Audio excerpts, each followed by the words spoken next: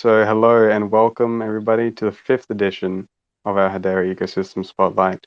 Today, we are joined by ResQ and Eleatek to discuss the moves they are making in the space and how they're utilizing Hedera's infrastructure, native services, and intrinsic capabilities for what they've built to date and are planning to in the future. And as usual, I am joined by Tudor. Yep, thanks for Take it that. away. Thanks for that, Alexi. Indeed, this is the fifth edition of our Spotlight series. We skipped a beat because we had the Agora Blockchain Congress here in Dubai, organized together with the HBAR Foundation, Karate Combat, and HeliSwap, and we uh, uh, have been working on a lot of stuff under the hood. We're excited to unveil some of our work that we're doing, but this Hedera Ecosystem Spotlight series is being organized fourth monthly. Uh, and the We also have a other series where we have AMA on the HeadStarter product itself. So every other week, feel free to join us for these Twitter spaces where we like to catch up with the community because HeadStarter, along with some of the other leading projects on Hedera, are really way towards the adoption of the Hashgraph platform and the Hedera community at large. And we're really trying to put forth through these Spotlight series the best projects that are building on Hedera and learn more about their solution and technical intricacies as well as the industry in which they're building. And today's series is focused um, on crypto charity and the charity in general. In general, uh, the charity aspect has been used in crypto pretty widely, and there's been quite a few scam projects and rug pulls when it comes that have been parading about the charity aspect. And we wanted to make sure that the projects that are building on Hedera are different, and the two projects that we have invited and we're having up today really are building some interesting technology so that we make sure that there aren't some of the mistakes of the past in the crypto space at large are not repeated here on Hedera. So without further ado, thank you very much for joining us to our panelists. We have Brian and Kim from ResQ and also Boris from Eleatek. Um, we'd like to hear a bit more about yourselves so that the listeners are familiar with the voices behind the screen. And I would like to start off with Kimberly. Would you like to introduce yourself to the community? Hi there. My name is Kimberly, and I'm a co-founder of the ResQ Project with Brian Ross.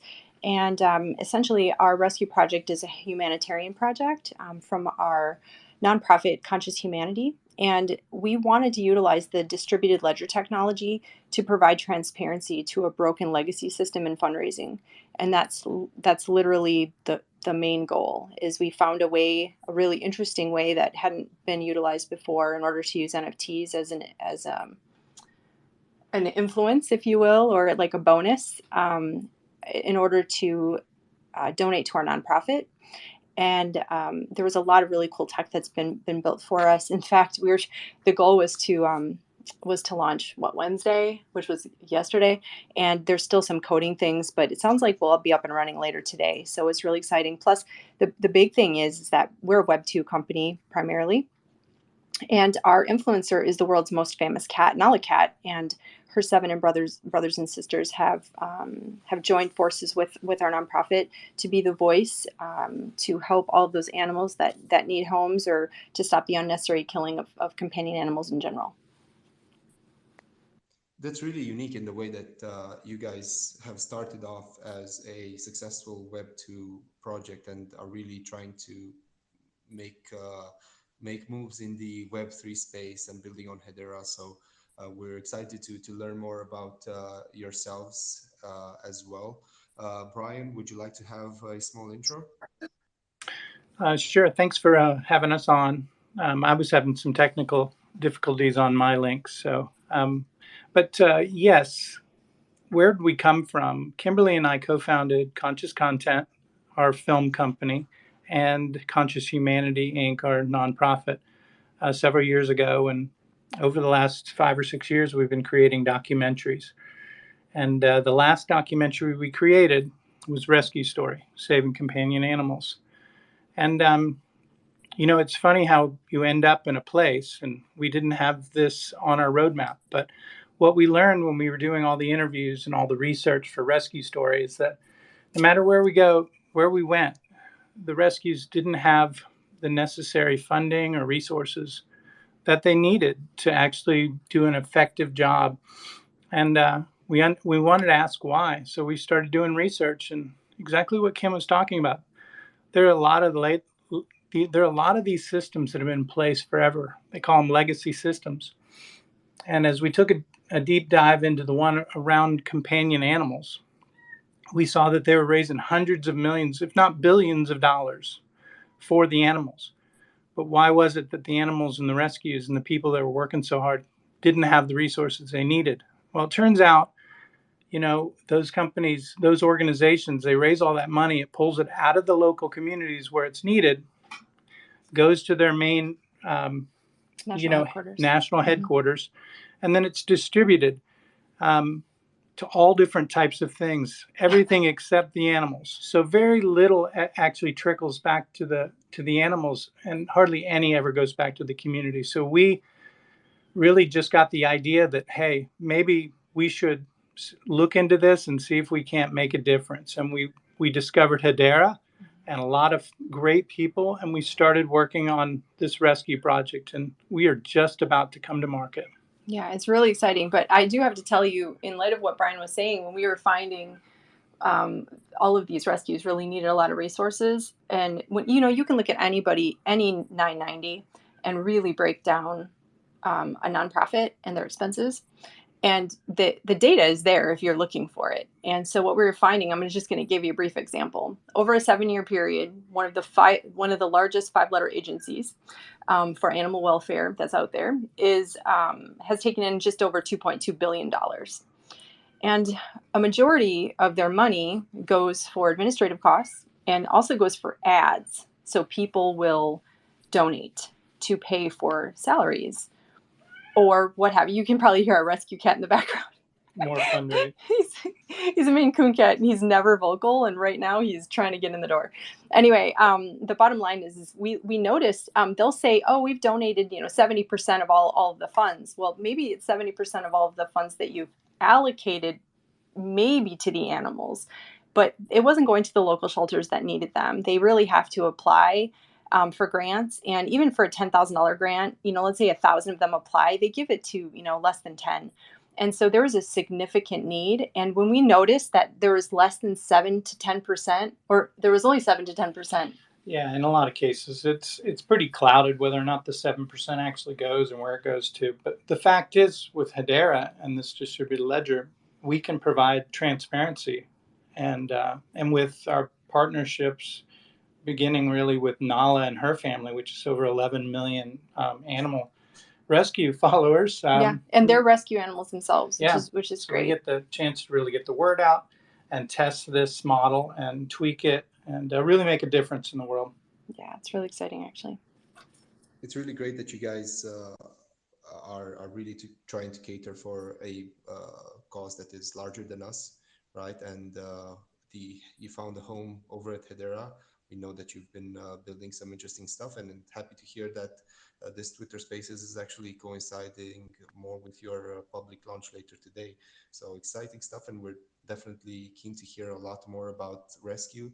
But until then, I know Boris has been waiting for some time. So thank you, Boris, for joining the space. Would you like to give us a brief intro about yourself?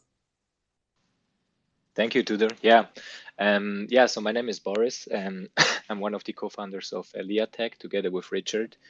Let me give you like a really brief introduction where I come from personally. I personally come from Eastern Europe, from actually very poor country.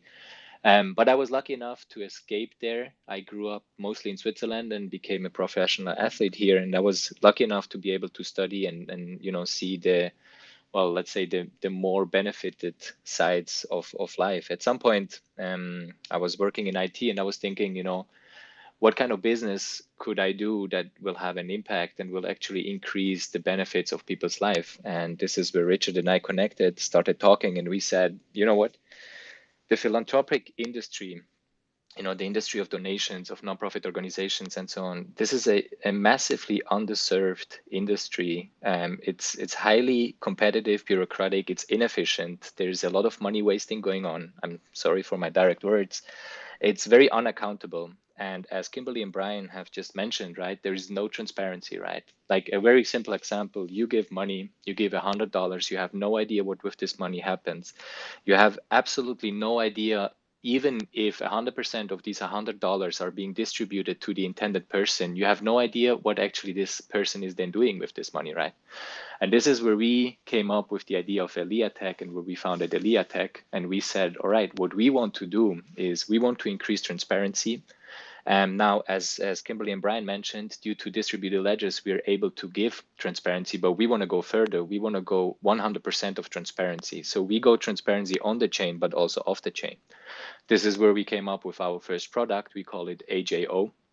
And this will really give you the opportunity, when you make a donation of $100 through Eleatek, it will distribute it to the intended parties that you are actually choosing yourself, but then you can track it. You can go log online and you can see like, all right, $80 have actually been given to the person that I intended it to be given. $5 were wasted for gasoline and driving around, another $5 for administrative fees, and another $10 for, I don't know, let's say salary payments and so on.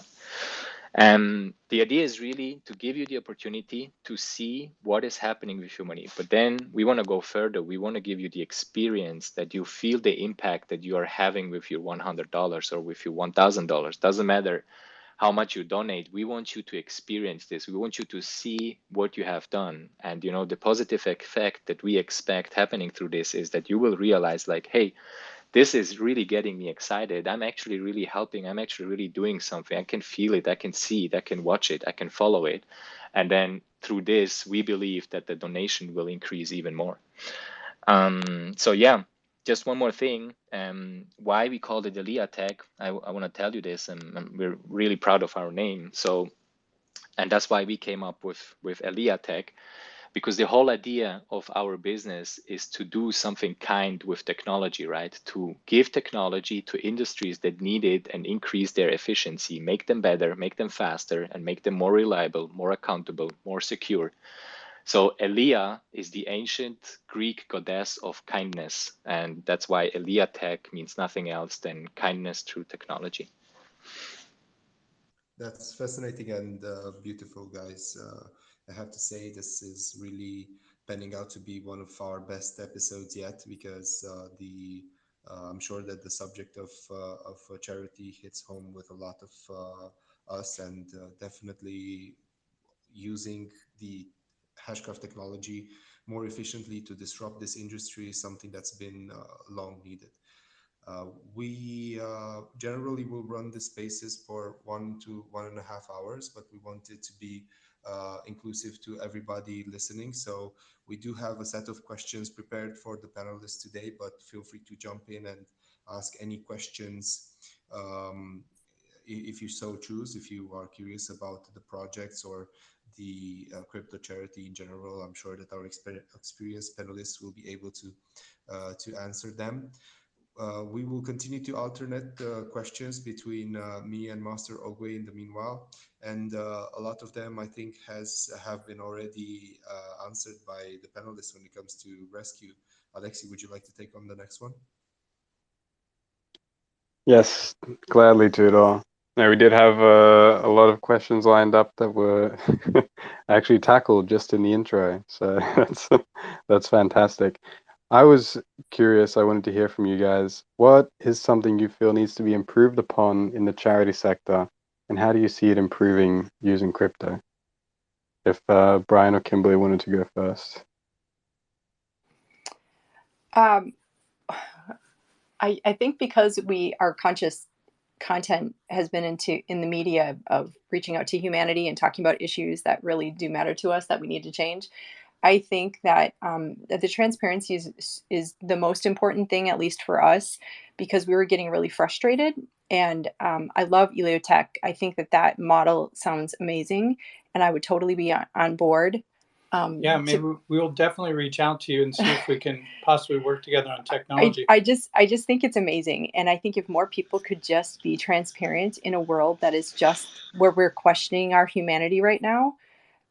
Everyone, like our team is in 6 different time zones, to be honest, and everybody has their challenges with news and media and things like that. And what I love about the distributed ledger technology is that it is what it is. There's no, I don't, it doesn't have to do with your opinion.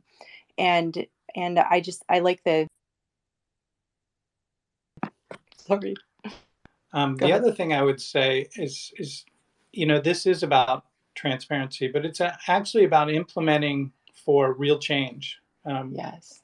A lot of over the years, we've been doing this a long time and creating these films and telling these stories and learning from so many people about various things is actually creating change. And that's what we're looking to do. And that's why we reached out to the influencers we did, is because we knew in order to make the change that we wanted to, we needed to have a large audience of like-minded people that we could communicate with and show them a new way. And it starts with the animals, but then we're going to lead it to mental health. We're going to lead. There's a saying in our film, "Who's saving who?"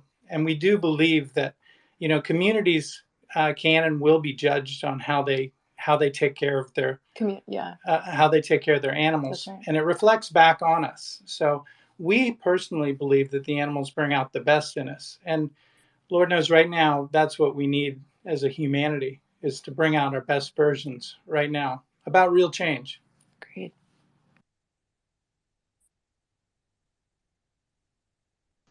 I just want to add here. First of all, thank you guys, and thanks for the compliment. And it's always nice to hear that someone appreciates the work you're doing. And definitely, let's catch up and let's talk about the possibilities for synergies. There's actually not much, Master Oogway, I can add to your question. I think Kimberly and Brian have described it very well already, and they said everything that what blockchain really gives you the opportunity is the strength of communities, and is really this strength of decentralization, right? No one can judge, but it gives you the opportunity of transparency, and again, like they said as well, it gives you the opportunity of impact, right? And this is what is also the most important for us. We want you to feel the impact you're having in this world. We don't want you to simply be someone and you think like, yeah, I have done something. Like, again, let me use this example again, right? You donate $100. Do you really feel better after that? Yeah, for 2-3 days, you feel like, oh, I have done something. I gave $100. But if you get the chance, if you get the opportunity, and this is what blockchain gives us, right? To follow 100% of this way, to go down all the way, and 4 months later you log in and you watch these guys that you have donated money. For example, a house was destroyed on a farm somewhere and you donated money. You can 4 months later log in and you can watch how these guys are actually building this house. This is the impact that you're going to feel for the rest of your life. This will motivate you to even go further, to even do more. It's not simply like 4 months ago you gave $100 and 2 days later you forgot about it, because you will keep following the whole process. You will see what is evolving, what comes out of your donation, what's the impact that you had, and you're going to feel the impact back. And I think this is the beauty of this entire story. Definitely agree, and that's beautifully said by both of you. Definitely creates a more intimate relationship. It's not just donate $100 and then see ya. So you're absolutely right. Thank you for that, guys. I definitely agree with you, and I think that the fact that you guys are building in the current markets speaks volumes, because we see only the people who are focused on development and uh, building for a sustainable future and sustainable projects building in these markets today. And charity might not be the most crypto, let's say, appealing topic, but it's definitely something that while leveraging the technology in the right ways can really build a better tomorrow. So it's great to learn more about your projects. And I wanted to ask you actually, I'll start over with ResQ. If you can tell us a bit more about the solution that you are proposing and the way that ResQ technologically looks today. Well, let me start by saying I agree. It's about what crypto can provide for us. So we may not look as sexy as other, charity may not look as sexy as DeFi might be, or whatever, a DEX or something. But we're trying our very best from our background as filmmakers to make this super fun and exciting. But really what this is about, why this is going to be so effective, I believe, is about building that community of like-minded people. And, one of the things we do as filmmakers is we film the process. So, the way grassroots, how we do it, we've already, we have certain rescues that are in our film, Rescue Story, that really are doing big things in the world to bring about change within animal welfare. So can I speak to that for just a second? They're our first recipients. Yeah. So if you were to go to resqueproject.com, that is a site that I've been working on literally for 6 months, and it's colorful like a box of Crayola crayons. So it'll bring out your inner child, even if you're super techie. But I just want to talk a little bit about the 3 recipients that we featured in our film, and we've really followed them for about the last 4 years. And some of the numbers of what they're doing are really phenomenal. For example, the Animal Friends Alliance, which is located in Colorado, because these 3 are in the United States since they were featured in our film. Sarah Swanty is the leader over there.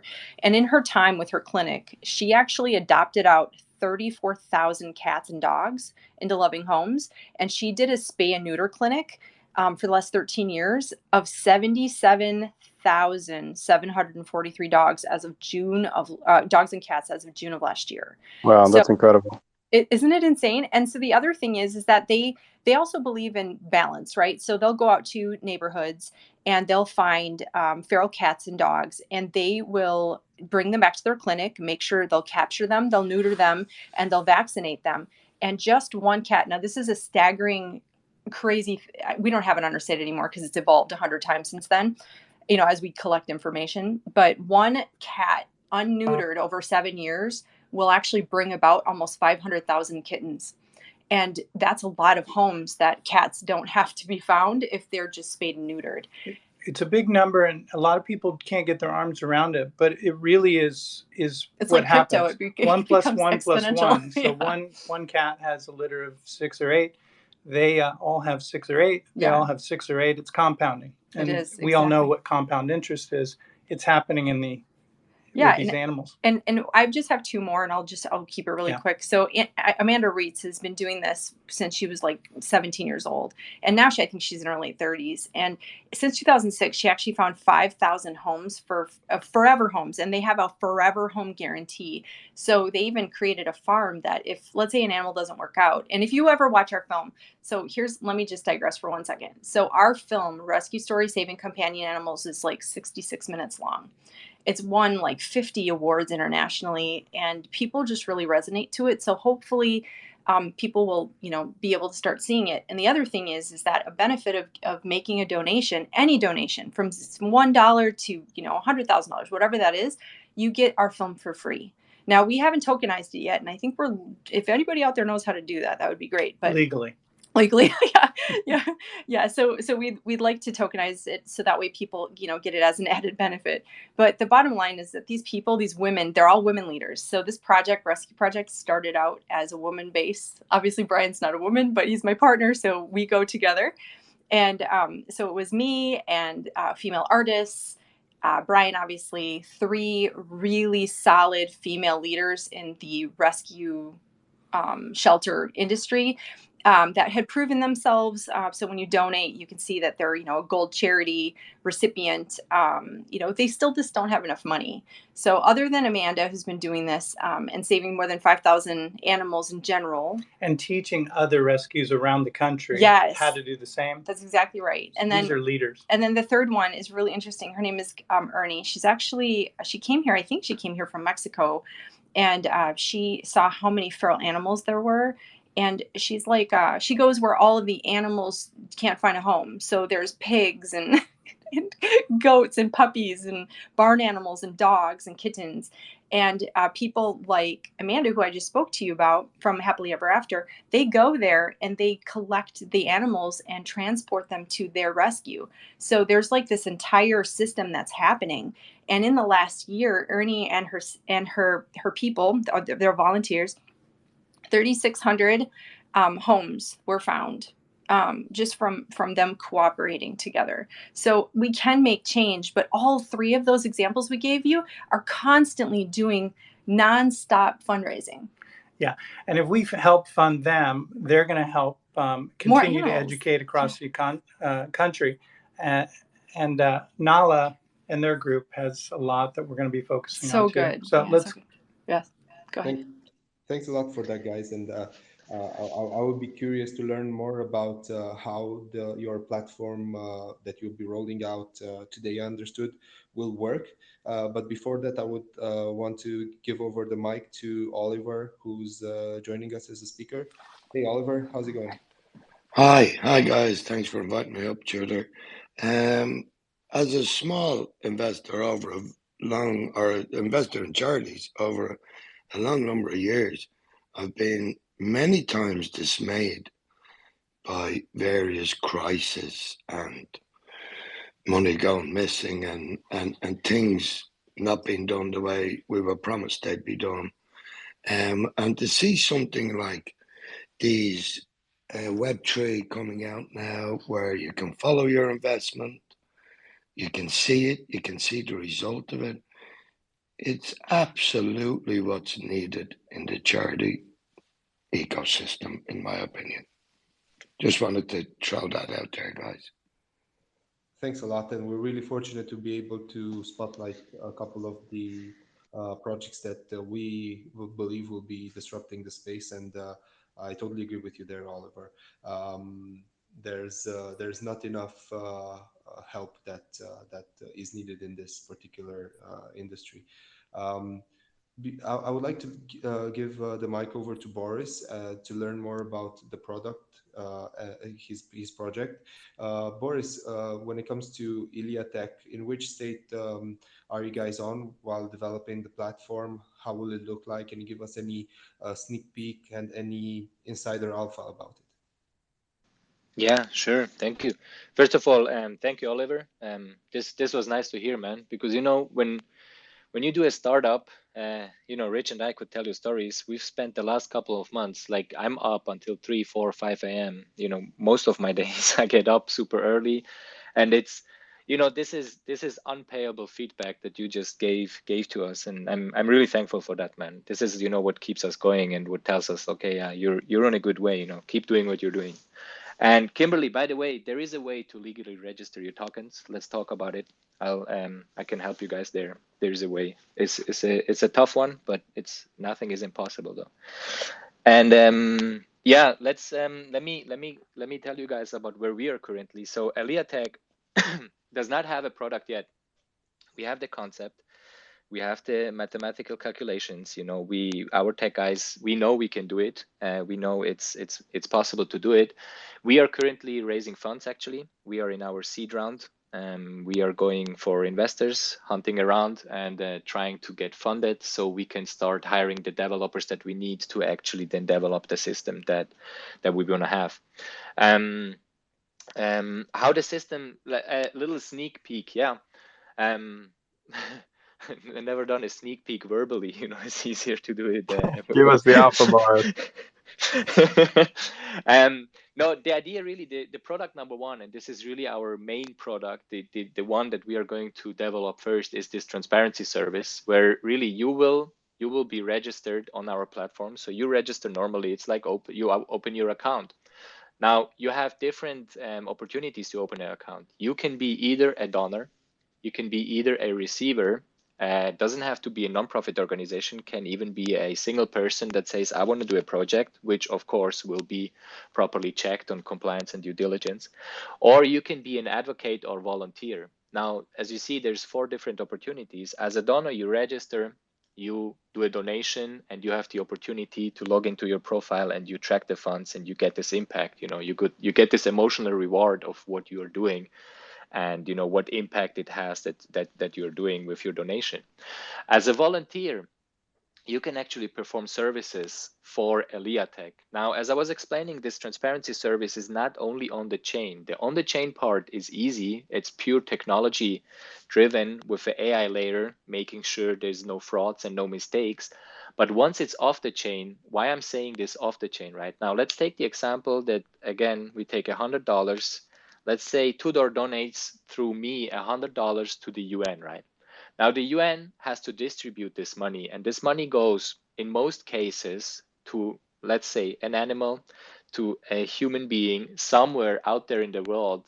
In many cases, they don't even have electricity. So how in the world are they going to use blockchain, right? And this is where Eleatek is combining two worlds. We are combining the traditional world with the blockchain Web3 world, because in our opinion, it doesn't work in only one world. These two worlds will merge together, right? So once that money is off the chain, we have to keep tracking it, right? And this is where we have we call it humans as orchestrators. And this is where, as a volunteer, you can then perform these transparency services by keep tracking these funds down. And then you are reassuring the community that the money is being used properly. On top, again, comes the AI layer, because we want to make sure that there's no frauds, there's no mistakes, and that no one can cheat in this whole system. The difference between volunteer and advocate is really that the advocate does it for payments, and the volunteer does it he decides, or he or she decides by themselves how much of the rewards are being redonated and how much they keep for themselves. And as a receiver, you have your profile, and obviously you're able to raise funds and receive money through our platform. Now, however, later on, we want to extend the Eleatek into different markets as well, because we think this can also work in public markets, not only in charitable markets. What I'm saying here, let me take FTX as an example. All of us here know what happened to FTX and how much of the money is gone. And now no one has an idea what happened with that money. And Oliver just said something nicely, right? He said it's not only the donations, he has been investing, but he never knows what is happening with the money that he's investing. Now imagine you do this through Eleatek, and we offer you, again, 100% transparency. What you get is that you actually see what is being done with your investment. Let's take FTX, right? And they say, all right, you donate, you invest 1 million. We will be using this purely for development. 1 million is going to be used for development. Now you can log into the system and then you can track it. You see, all right, 150,000 have been used as a salary for a dev guy, another 150 for a salary for a tech guy. And then at some point you see 250,000 for a dinner with the CEO and some random guy. And you say, well, that's not development. That's not tech. What went wrong here? But this is just a silly example, right? It can be any kind of way that the money goes, and you're saying like, whoa, this was not what I have been investing it. Why are you using my money not for what you have promised me to be using it for? So this is how far we want to take Eleatek. We want to label it. We want to make it a shield of transparency, security, and accountability of financial transactions, and really giving you the opportunity to be involved in whatever you're doing, whatever you're donating, you're investing, or however how far you go. And let's be very honest, we currently have a really, really big issue in Web3 spaces with compliance and due diligence. I mean, if you're somehow based in the US or you're dealing with the US, you see what's going over there with the SEC and Gary Gensler and all of these stories. And I'll be very honest with you, it's not for no reason, man. Like, what were people thinking, that they can just, blow around tokens and like kick him up and be like, oh, give me money. This will be worth way more than you're paying for it now. Based on what? Like, what is your basement? What are you giving me for that? So, this I don't know what people expected, but this was expected to come and to happen at some point. And this is another mission of Eleatek, is really to offer these compliance and due diligence possibilities to show that there is ways where we can all benefit from this technology, and not just boost out some tokens and be like, yeah, let's skyrocket to the moon and back. I'm with you, boys, 100%.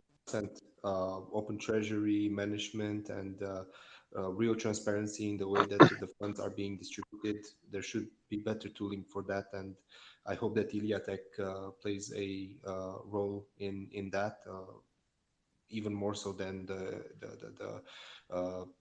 impact that you will be having in the charity world. So excited to see how Eleatek develops, and hopefully playing a role in poaching you guys over to Hedera. I know that our ecosystem, along with Oliver, is excited of projects that bring value and real world use cases. I know that ResQ mentioned that their platform is rolling out today, but I would also ask them for a quick peek into what will be live soon and how your platform will roll out their features. Okay, well, we do have a website, which is the ResQ project.com. And if you notice that it'll change periodically, it's just because it's live all the time. And then as we collect more data, we just add information to it. So if I go there, I've even done like some testers. Oh, hold on, bear with me 1 second. Brian, you want to talk about like some of the things we're rolling out today? So the goal, if everything goes well with the code, because we're stress testing it, it's a really neat process. So when the influencer or us reach out to the community and say, click the link and check us out, essentially, it's going to take you to go make a donation. So our site, theresqueproject.com, is basically the behind the scenes story. So you can see who's involved and why we're involved and what we're about in, kind of the process. But essentially the site, the way that it's been brought up is it used to be a marketplace. And then 2 weeks ago, when everything went down with FTX, we just looked at each other and said, you know what? We have spent 6 months and 6 figures creating these beautiful collectibles that we are afraid is going to put us at risk. So we've opted to give all of our NFTs away if you make a donation of $99 or more. In exchange. Well, I mean, it could be in exchange. I don't know the language. We're working with our attorneys on the languages. All of you guys on this call can appreciate, everything's sort of up in the air. When you mentioned Gary Gensler, he's not my favorite person in the world, but essentially he's still running the SEC.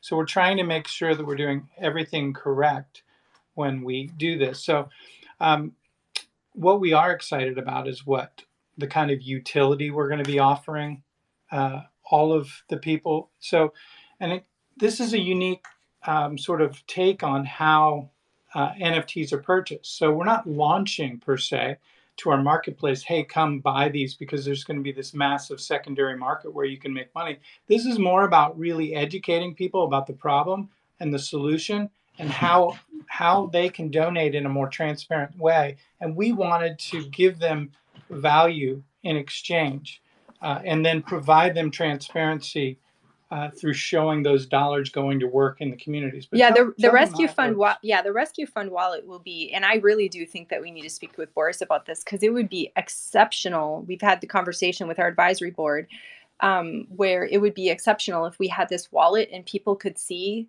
it coming in and they could also see it going out, because we can validate things and show checks that are going out or what your funds are doing, like through social media and things like that. But some people just they're not on social media and they don't really care about that, but they do want to know where things go. So first of all, you make a donation. Our site will be, you make a donation. Your donation should be tax deductible in your area. You have to ask your accountant. You'll have access to our ResQ story documentary. We said everyone that makes a donation, whether it's $1 or it's to infinity, you get access to our ResQ story documentary as soon as we can figure out how to tokenize that. We do have behind the scenes that are automatically generated through like a MailChimp type email that you get, where you can get some of the behind the scenes. We have 5 of those microfilms set up already. You'll actually be the first to try out our ResQ Super Social Gaming app in January.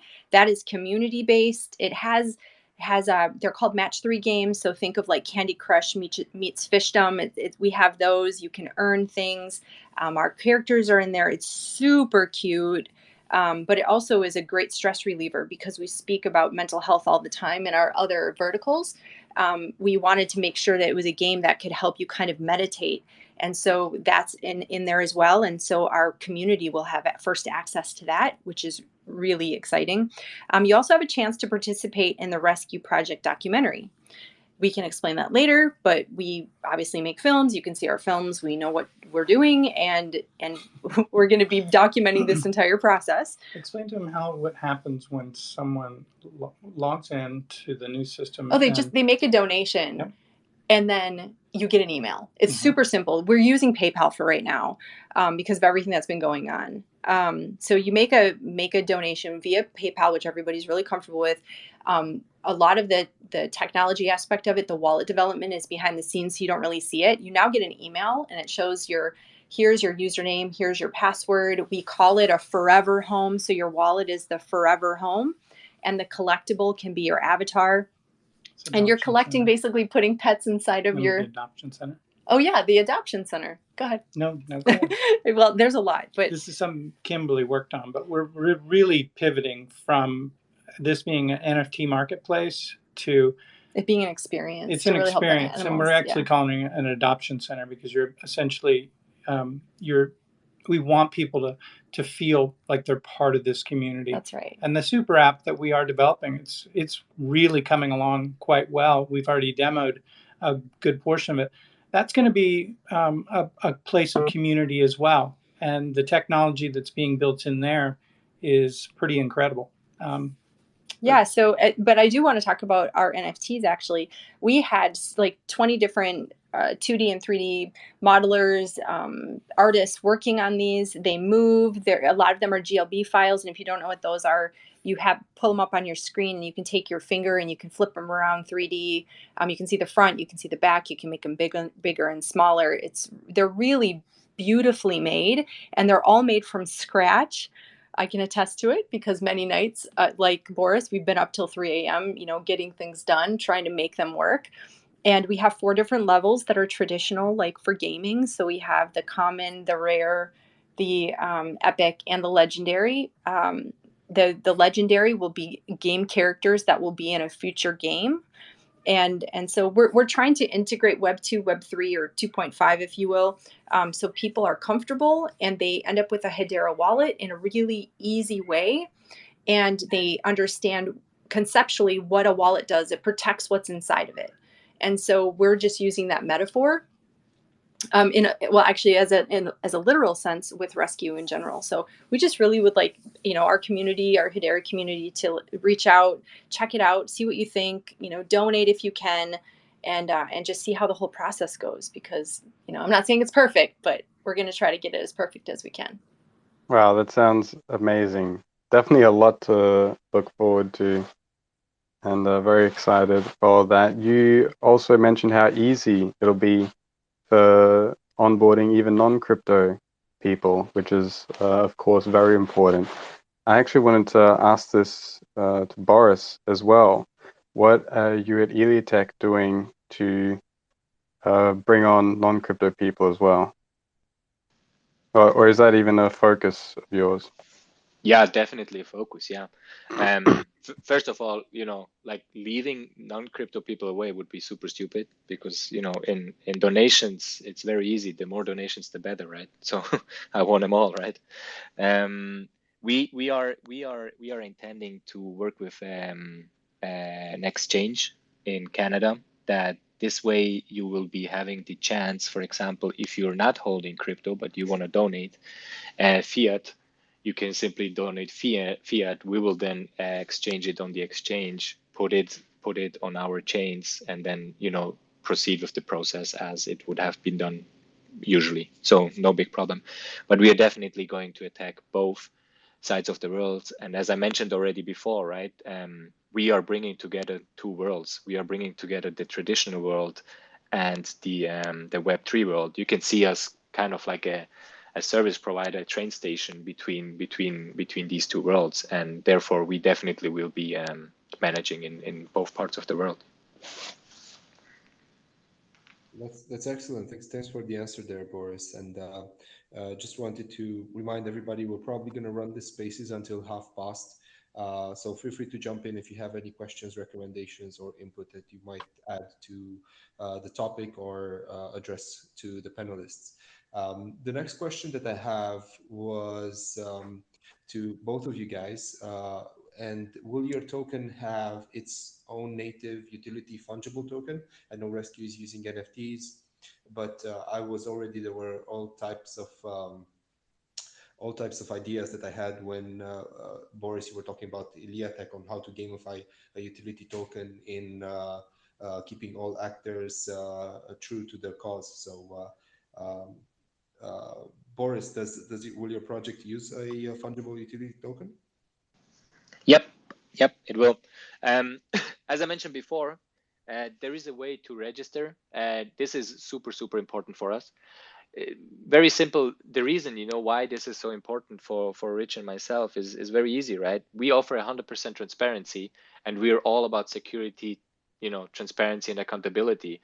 How could I go to sleep every night if I'm not properly registering, if I'm not transparent and secure myself, right?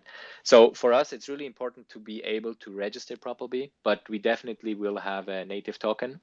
We are intending the name Elia, and it's also simple, right? We actually need that token to offset some of the opportunities you have on the platform, right? So for example, the rewards are intended to be paid in our native token for the volunteers and the advocates performing the work and the transparency services.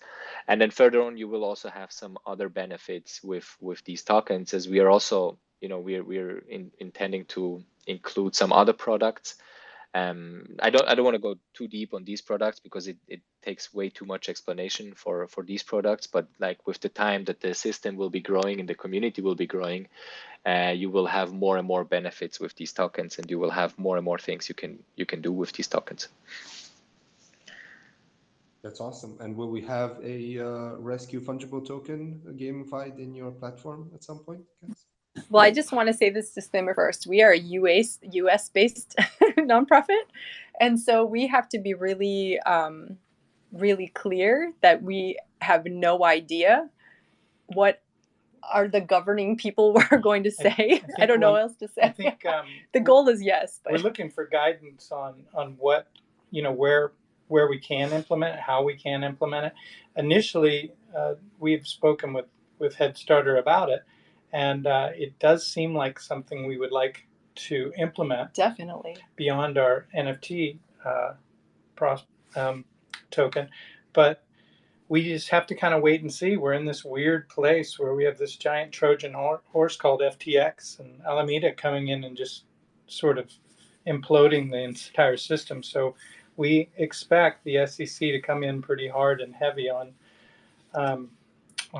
regulations. So yeah. So to answer whether your question, we can do it in the U.S. or not, we're careful. We're careful to answer that. But I think if I had a wish list, I definitely think a ResQ token on a global scale. If you knew that you were doing good and you had a ResQ token, I just think that's one of the things we haven't mentioned is that we have 5 full-length documentaries that have all been through the film festival circuit, won a lot of awards, but they're in 5 different verticals. Very important verticals to what we feel most of humanity.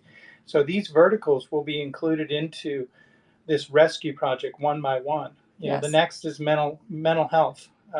Light in the Darkness is our film about mental health and PTSD. Actually, I put a bunch of that stuff on our website so you can just watch the trailers. It does make sense for us to have a community token of some sort, a DAO type setup, but maybe not a full DAO. We're not sure yet. Well, we certainly will have enough utility. I mean, the goal is to create real world utilities and have that just be a token of access, basically. Absolutely.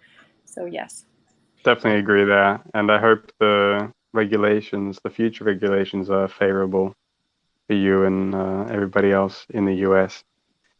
I also wanted to ask you, Kim or Brian, what the determining factor was that led you to build on Hedera, and how are you using the native services?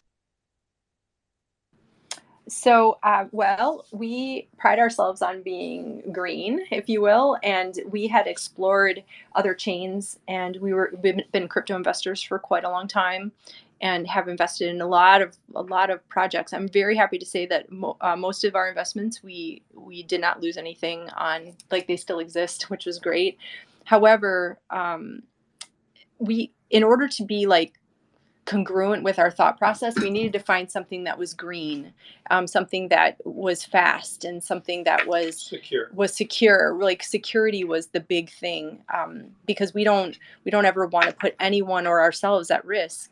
And when we were introduced to Hedera through a friend, ironically, we had the HBAR token like in 2020 or something, and I knew that they were doing something, but we weren't really, it was kind of, they're like a sleeping giant. We knew they were doing something different, and we were intrigued by the board of governors that they'd set up. We hadn't seen that before, and the hash graph technology worked differently, faster, seemingly, and more secure. It seemed less hackable because of the gossip by gossip, like that whole thing. I really like that. In building something big, we wanted to be with a layer one that we thought had longevity and trustability. And now more than ever, that seems to be, so important. Yeah. So the greatest. We love to hear it. We love to hear the praise, and we're really glad you guys chose Hedera to build on.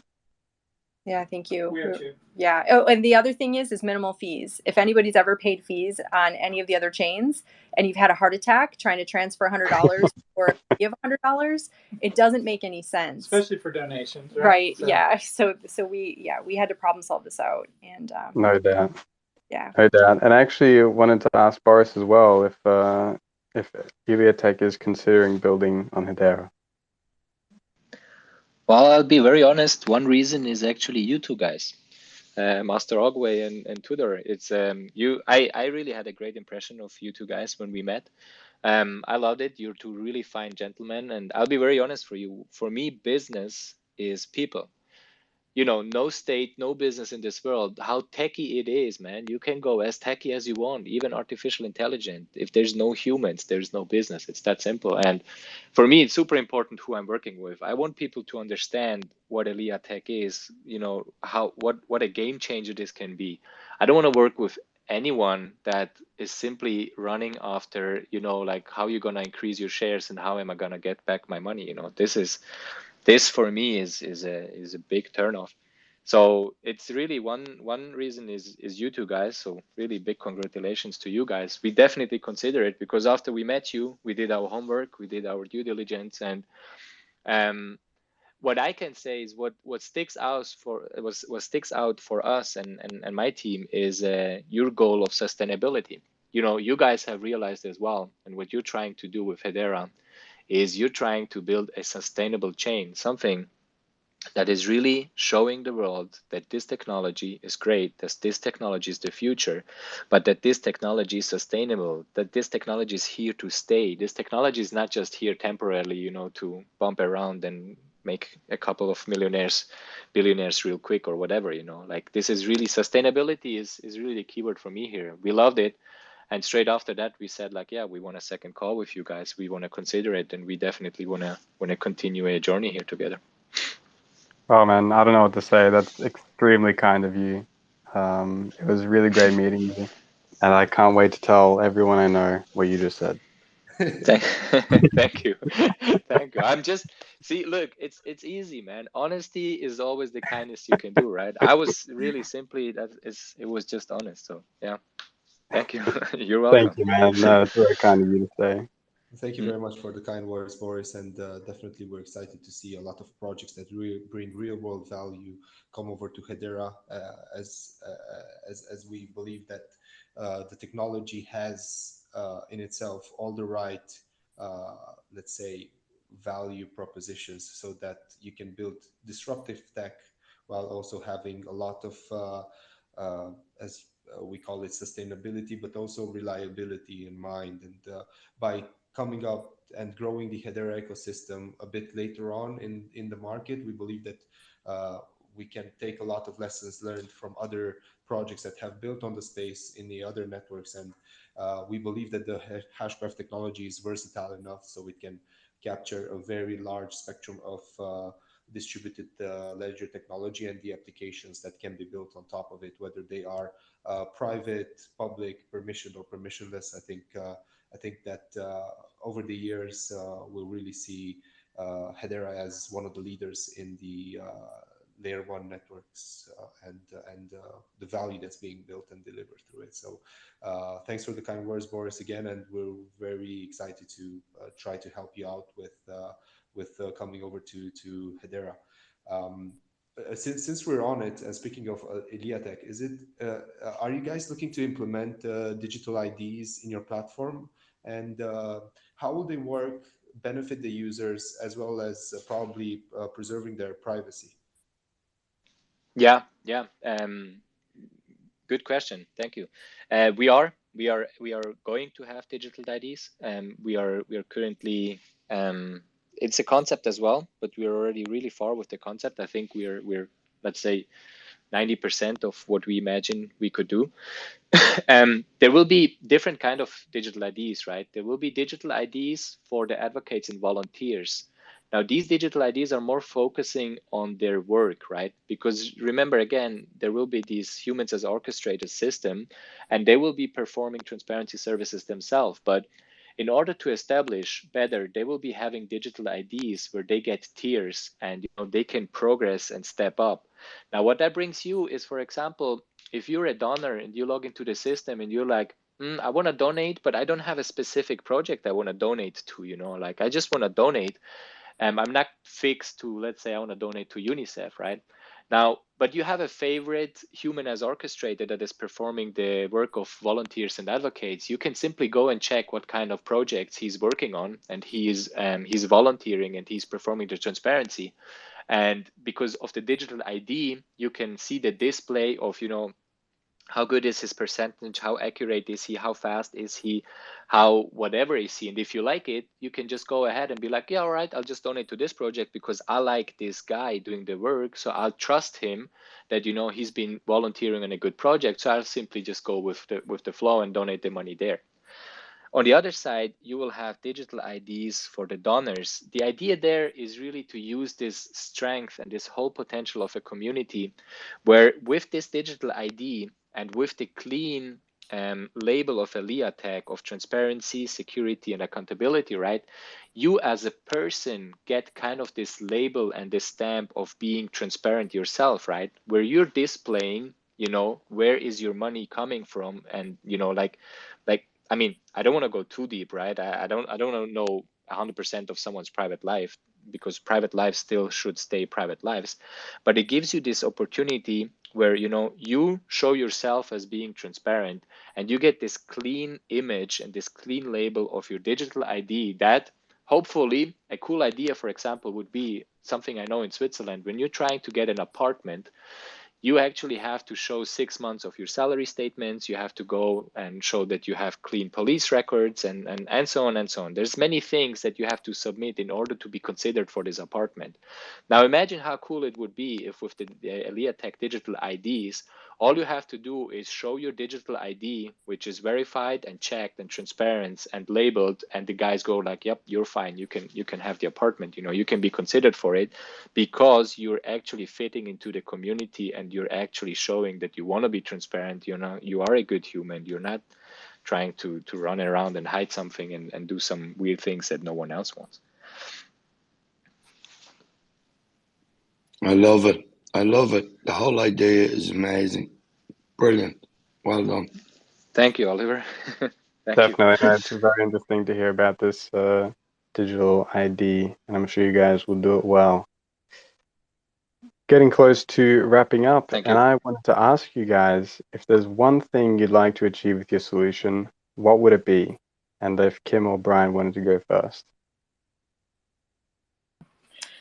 Well, our goal basically, like for our project, is to be in a world where every companion animal matters and to spread that love through Web 2 and Web 3, but to show how to do it in a really clean, beautiful way. One of the things that benefits this platform is Conscious Content, our film company. And we're going to be doing, we love the idea of the digital tracing of the funds, and we want to do that.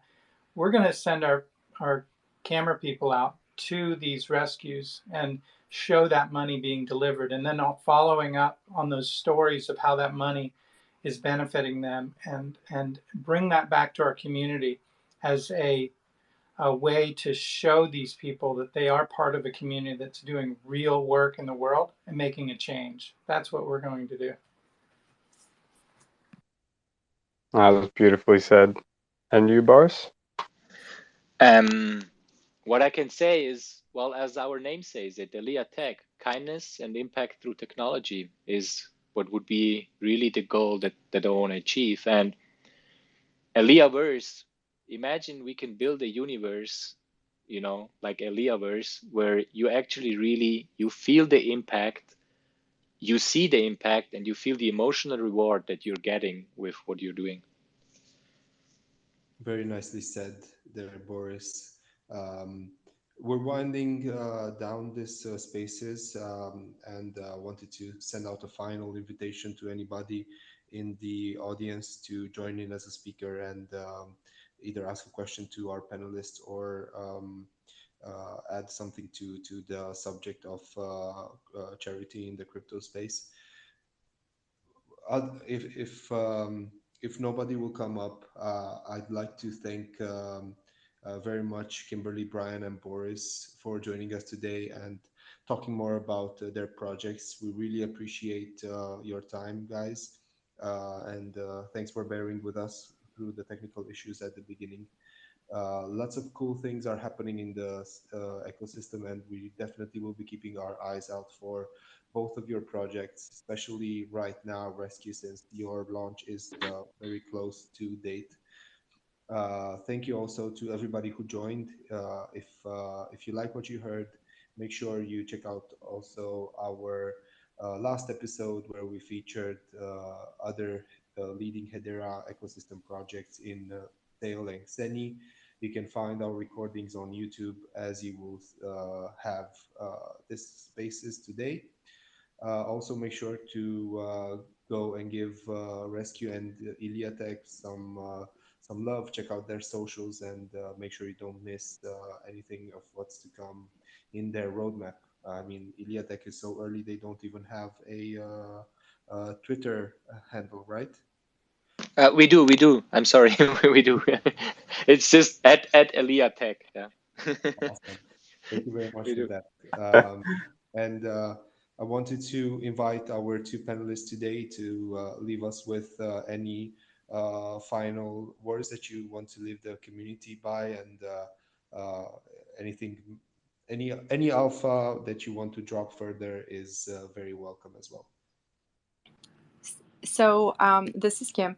I just wanted to let everybody know that I qualified for the Hedera Female Founders Fund, and I received a grant for that, and it was a really exciting and a little bit of a painful process because I'd never gone through it, and it was a lot of qualifying. But I have to say, now that we have some time, all of the questions and going through the grant process really afforded us, and also communicating with HeadStarter early on, they've known about us since the beginning.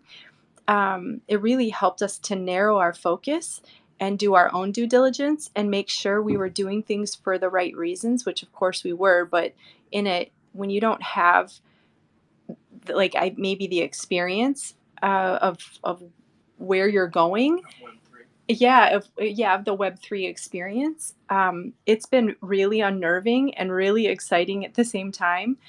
And my words of wisdom would be, it's going to be 300% of budget. It's going to be 4 months late. It's going to challenge you financially and mentally on a daily basis. And you have to love what you do, because if you don't, it's not for you. That's it. I would also say it's worth it. If you have a product or a vision or a mission, it's worth it to put in the time, those late nights that everyone's been doing, the arduous things that we have to go through. Yes. It's all worth it. The animals are worth it for us. So if you can find your why, that's it. Who's that in the background? That was actually two of our super squad members, Phoenix and Apollo. Can I also just say, if anybody that's listening or will be listening in the future does have a companion animal or a story, like a rescue story, to share it with us, because we love highlighting those things. We're just building our social, and we've been building like high-end films for a long time, but we haven't really gone out and really promoted ourselves. So we would like to do it through the animals. And if anybody has a story, just share it with us or post it on our post or send me a message. I would love that. Definitely. Crypto is all about working close together with the community. So be sure to get in touch. And beautiful words of wisdom. And congratulations, Kim, for the grant. That's very exciting indeed. No, it's lovely to hear how passionate you guys here are about what you're doing. It's definitely refreshing. And Boris, speaking of passion, did you also have some words you'd like to leave the community with? Yeah, always. I'm never without words, man. Not actually not much I can add. I think Kimberly and Brian just ended this very nicely. It's really about passion, right? When you do something, you better love it, because otherwise you will be crying a lot. This is what I can tell though. Because you don't stay up until 5 in the morning if you don't really love what you're doing, and if you don't really believe in it. What I want to add is one word of wisdom, you're right? Even when you love it, and even if you're so passionate, and this is why I love Rich, my co-founder, right? And this is a really big thank you to him here, is how many times, all right, maybe I see my idea and I see how I want to have it, and I know exactly, like, yeah, just keep going, I know what I'm doing, and so I gotta go this way. But you're so deep into this one topic since days, you forget everything around you though. So you know how important it is to have someone that, while you believe fully in your idea and you really go all the way and you give everything and you're up until 5 in the morning and your passion is unbreakable and your love is unbreakable, right? But you have this one person, that sometimes reminds you, hey, but don't forget one thing though. You and I, we see it this way, but there's others, they see it in another way. And sometimes you're not that motivated. He motivates me. Sometimes I didn't see what's happening in the markets. Well, he updates me what's happening in the markets. Sometimes, I'm like, oh, I'll be honest, I was a little bit nervous for this interview today, and I was a bit stressed, what am I going to say? How am I going to do it? Well, Richard calls me 10 minutes before the interview. He said, man, just take a deep breath, let's go through it. Let's talk about it. What's stressing you? He's like, what's on your mind? I'm like, I don't know. He's, well, where's the problem then? Just take it easy, go with it. So when you're doing something, and this is cool, Brian and Kimberly, you guys have it, make sure you have someone you can rely on. Make sure you have someone that you can do this with. And here, another really big thank is to my team. It's really cool. They've all been listening. They all joined, and they all been listening and messaging me all the time on the side. See, these little small feedbacks on the side though, that brings you a lot. That makes you sure keep going and keep doing what you're doing. Definitely, everybody needs a Richard in their life, and Definitely. very lucky to have him. No, it's been absolutely fantastic. Love to hear what you guys are working on, what you have planned, how passionate you are about this. Really glad that you're here talking about it, because it's definitely something that needs to be addressed, and you can easily forget about it when everyone's focused on 200% staking rewards and crazy stuff like that.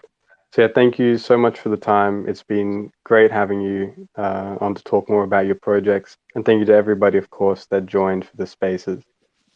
I wanted also to give the mic off to Oliver. I see he's on, if he has any final words. Yeah, thanks, Tudor. I just want to say to you guys that the most important thing in my mind that I took from this whole AMA was the transparency. I don't think you realize how important that is as a person who donates to charity. The transparency, where the money goes. Like, we used to, as a family at Christmas, I'd say to the kids, we're going to donate a few quid to charity. We're going to send a cow to Africa. a pregnant Irish cow we sent to Africa. It cost 1,200 quid, and they all done without to do that. It was brilliant, happy days. And then we found out later there was some issues that maybe all the cows didn't actually go to Africa. Some of them did, lots of them did, but maybe not them all. I don't know, I'm not saying they're scamming or anything. Issues, problems, transport, I don't know. But it was very disappointing. And with Boris and Animal Rescue, to see the results, to see where your money goes and that it's spent on the people that need it is the most important thing. And thank you, guys. I'm happy with what you guys are doing. Thank you very much. Thank you very much for that, Oliver. And I have to mirror what everybody said on this panel. Transparency and building a real world utility and making sure that you do it in an ethical way is the right way forward. And we're all for supporting these type of values. The value lies indeed in the team. And we're very fortunate to have an awesome group of projects that are launching on Hedera, and also a lovely community. Wanted to give a shout out to one of our legacy OG NFT card holders, HBarW. Thanks for joining us as well here today. The Hedera community is always very vocal and deeply rooted in whatever it is we're building, and they are the most valuable extension of our team that we can have. Everybody stay tuned for the release of the Rescue Project NFTs and website. It's coming out in the immediate future, and cannot wait to grab a hold of one Nalaket NFT there.